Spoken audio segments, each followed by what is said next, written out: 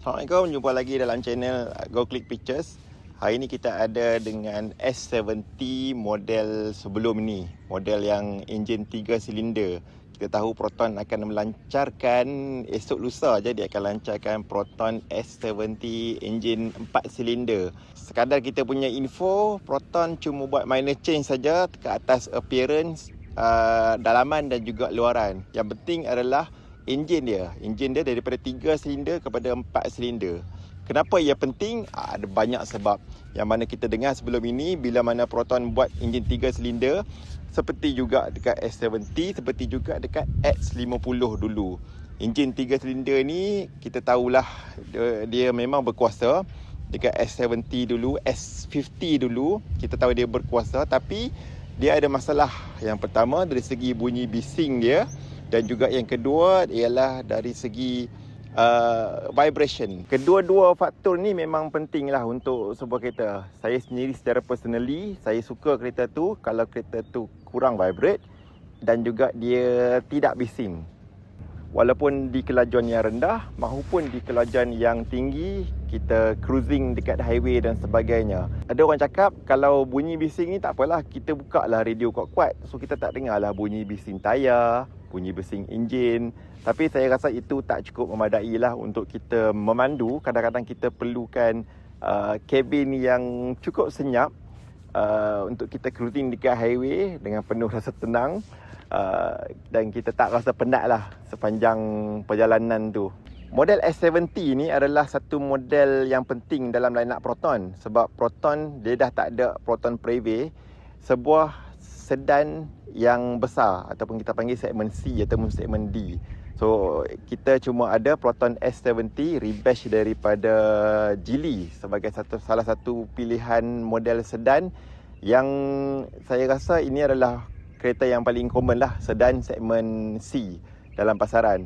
So segmen C ni,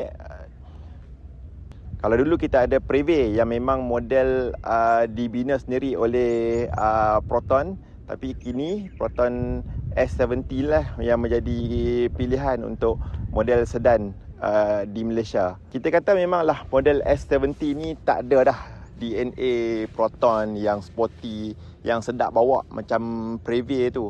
Tapi bagi saya, Proton S70 ni yang menarik dia adalah dari segi rupa dia, dan dia ada rendah, dia punya pusat graviti dia sangat rendah. Bila kita bawa kereta ni, dia ada iras-iras bila macam kita bawa Proton Wira dulu-dulu. Kalau Proton Wira memang sangat rendah, kita rasa dia sporty. Macam tu juga dengan Satria GTI yang lama dulu. Bukan Satria GTI, bukan Satria Neo yang lebih tinggi, yang lebih iras.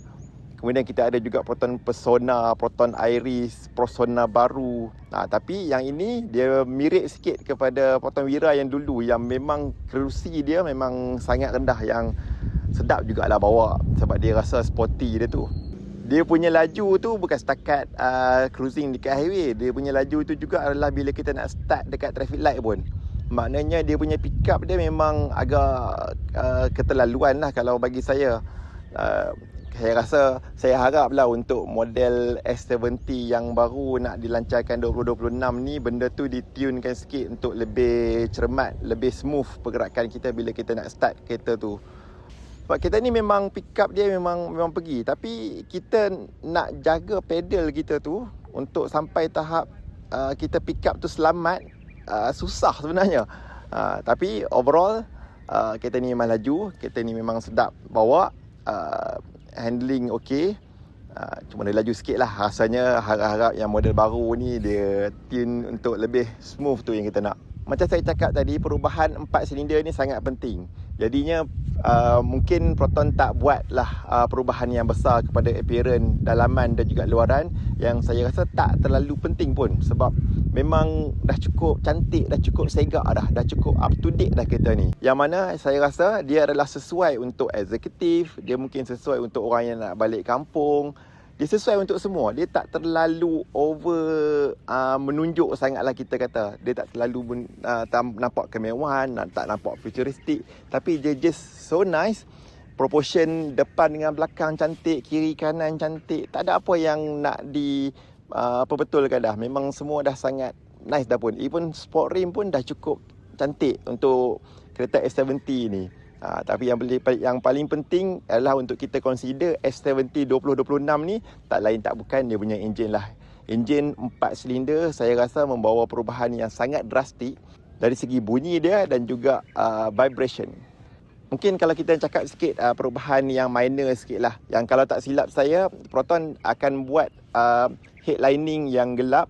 Tapi walaupun headlining yang gelap, walaupun ia cuma lah untuk variant premium dan juga premium X tu, at least dia adalah headlining yang gelap. Seperti mana dalam video-video sebelum ni pun saya cakap, saya memang suka kalau kereta tu dalam tu dia punya main colour dia adalah black.